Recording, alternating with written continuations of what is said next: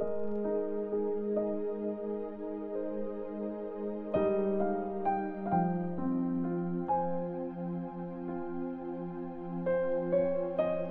chapter 15. Ang meeting sa Jerusalem.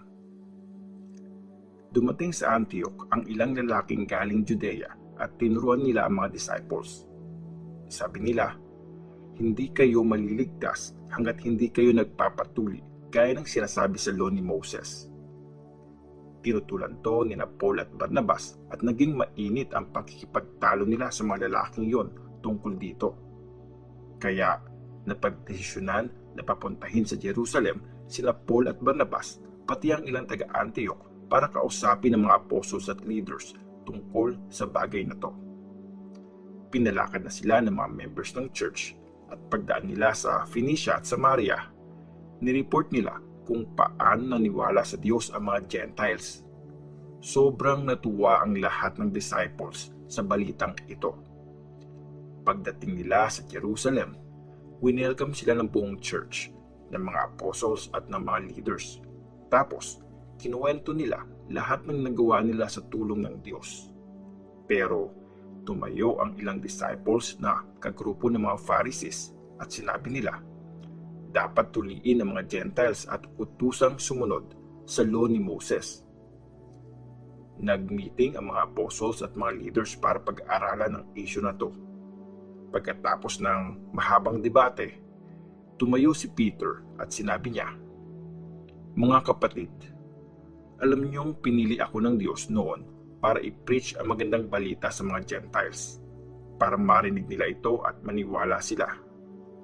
Ang Diyos ang nakakaalam ng iniisip ng lahat ng tao at pinakita niya na tanggap din niya ang mga Gentiles nang ibigay niya sa kanila ang Holy Spirit kung paano niya ito binigay sa atin.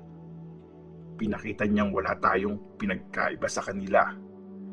Pinatawad niya ang mga kasalanan nila kasi naniwala sila. Ngayon, bakit niyo sinusubok ang Diyos? Bakit niyo binibigyan ng pabigat ang mga disciples na ito? Kahit nga tayo o ang mga ancestors natin, hindi kinayang dalhin ang pabigat na yan. Hindi dapat ganon. Naniniwala tayong maliligtas tayo dahil sa sobrang kabaitan ng Panginoong Jesus at ganon din sila. Tumahimik ang buong assembly at nakinig sa report ni Barnabas at Paul.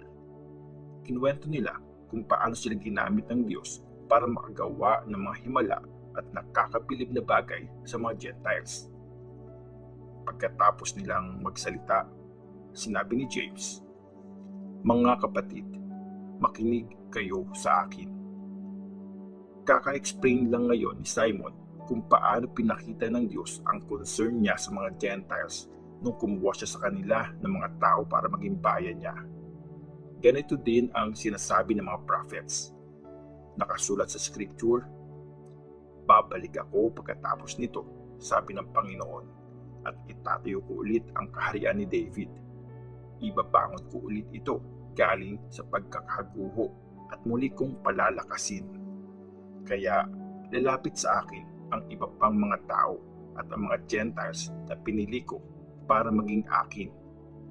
Sinabi ito ng Panginoon at pinaalam na niya ito noon pa man. Tinuloy ni James ang pagsasalita.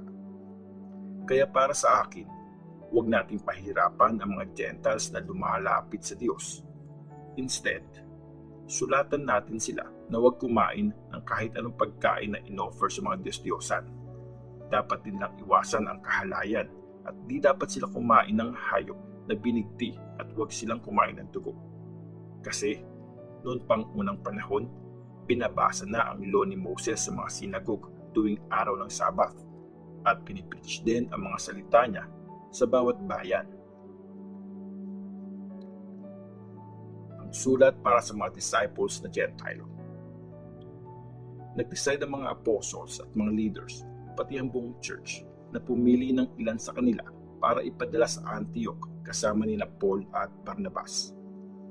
Napili nila ang dalawang lalaki na ginagalang ng mga disciples, si Judas na tinatawag ding Barsabas at si Silas.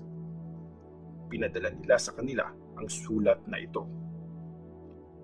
Mga kapatid naming Gentiles dyan sa Antioch, Syria at Cilicia, kamusta na kayo?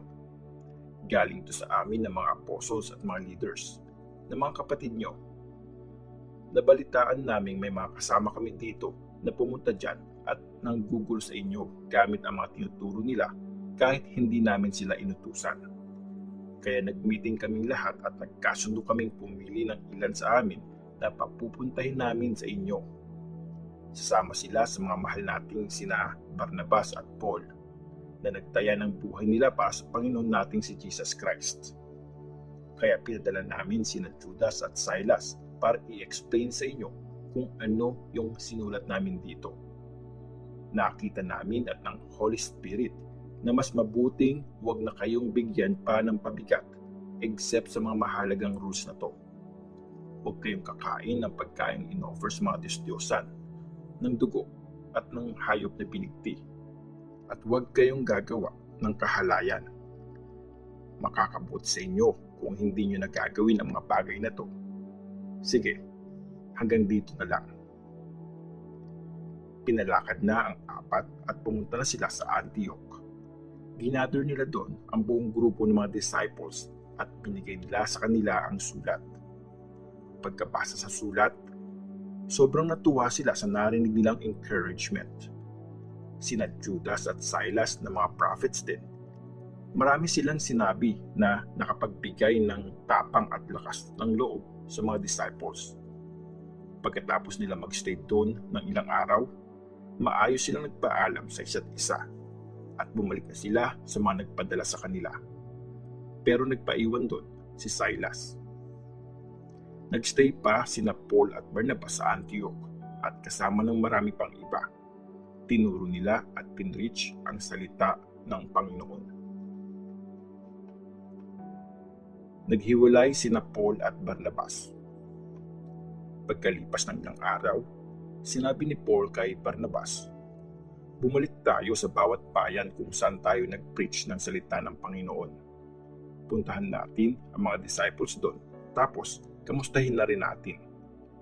Gustong isama ni Barnabas si John Mark, pero ayaw ni Paul kasi hindi naman sumama si John Mark sa kanila hanggang sa matapos yung misyon nila. Humiwalay si Mark sa kanila nung nasa Pampilya sila. Nagkainitan talaga sila kaya naghiwalay na lang sila. Sinama ni Barnabas si Mark, tapos sumakay sila ng barko papuntang Cyprus. Sinama naman ni Paul si Silas at saka umalis. Nagpray sila ng mga disciples na sana ingatan sila ng Panginoon at maramdaman nila ang sobrang kabaitan niya. Pinuntahan nila ang mga churches sa Syria at Cilicia at pinatatag ang mga church doon.